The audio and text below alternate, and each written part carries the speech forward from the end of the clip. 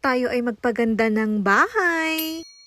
Usong-uso nga ngayon ang Team Kahoy at Team Puti na interior ng bahay. At bilang mami na tambay nga sa social media, itong at na-influensyahan na nga rin akong mag-Team Kahoy at Team Puti. Kaya naman papalitan ko na nga lang to ng buong puti. At nitignan nyo naman, green na green talaga yung loob ng bahay namin. Paano ba naman kasi last year, ang kulay nga ng taon ay green. Alam nyo naman, ang green pera, diba? At syempre kung nasaan ang pera, dapat nandun ang milyonarya. Ganun. At dahil nga nagbumukhang pera nga din ako, ayan nga sumabay nga rin ako sa green na kulay. At syempre wala naman sigurong may ayaw sa pera, 'di ba? At hindi ka magiging milyonarya kung ayaw mo sa pera. Charis. Eto nga't umiral na naman ang aking kasyungaan. Pinunasan ko pa talaga yung bubungan namin. Meron naman kaming map. Ay na po, iba rin talaga ang milyonarya. May map na. Charis. So ito na nga, tatanggal ko na nga yung mga wall sticker na hindi na nga maganda.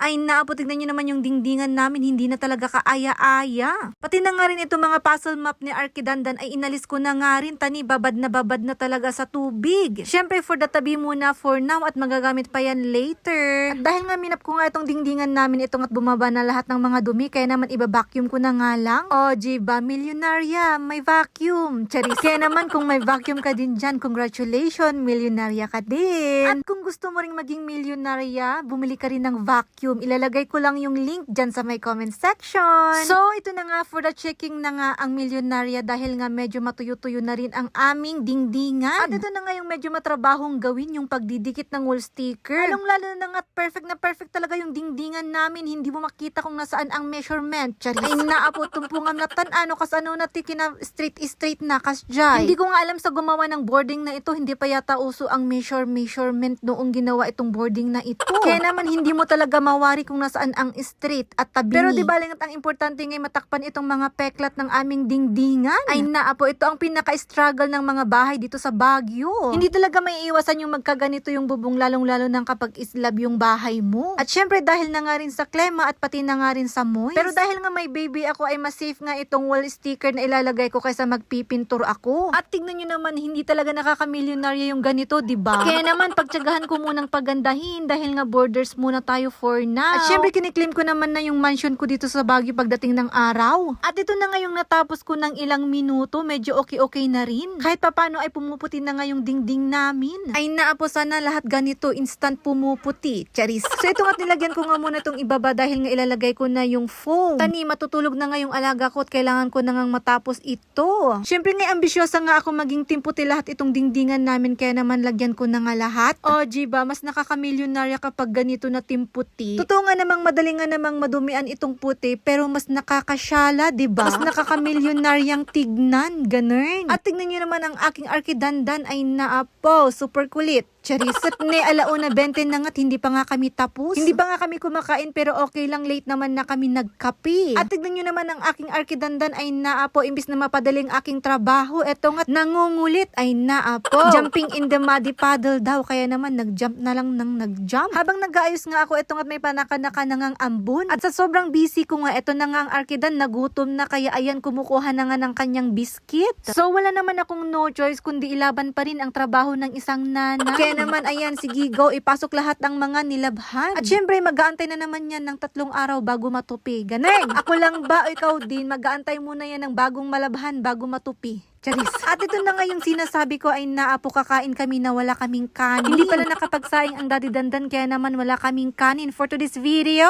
Mabuti na nga lang meron kami nitong pantawid na ulam na kanton at saka egg. Kaya naman ito ang aming lunch for today's video, kanton at saka egg. Mabuti na lang talaga madiskarte itong Arkidandan, kaya ayan, kumakain na ng kanyang biscuit. So ito na nga for the luto muna ang first son. Ay naapo, ito ang pagkain ng milyonarya for today's video. Habang nagluluto nga ako, ito nga't umuulan na nga, tinuluyan na ngang umulan. At syempre habang naglalaga nga ako ng itlog, etong at ayusin ko nga muna itong aming igaan. Para nga pagkatapos namin kumain, etong at matutulog na rin ang bata. Ay naapo, ganun na lang palagi ang routine ng bata. Mapapasa na all ka na lang ba? Pagkatapos kumain, magdede, matulog na. Kaso nga lang, hindi naman na tayo pwedeng bumalik sa pagkabata. Kaya naman magiging isip bata na lang, ganun. Charis. O, diba, napagod ang maming milyonarya pero nakuha pang umaura. Charis. Etong at tinuloy ko na nga yung aking pagluluto ng pansit canton at saka itlog. itlog. Syempre, hindi naman 2 oras yan, 15 minutes lang ay okay na, ganun. So, ito na nga yung pampaganda naming lunch for today's video, ang pansit canton at itlog. Syempre, pagkatapos maluto ang pansit canton, kailangan hugasan. O, kayo rin ba? O ako lang din? Kailangan hugasan yung itlog ha, at saka yung noodles, ganun. Pag hindi nyo hinugasan yung noodles, bahala na kayong mag-research kung bakit. Charis. So yun nga, hindi nga kasi healthy yung noodles. So, kailangan nating hugasan. Tignan nyo kapag hinugasan nyo yung noodles, matatanggal yung matapang niyang amoy. At yung matapang niya na amoy, yun yung hindi healthy. Ganun. So yun ha, na-share ko lang naman. Pero kung ayaw nyo namang hugasan, abay na sa inyo pa rin naman yan. Charis.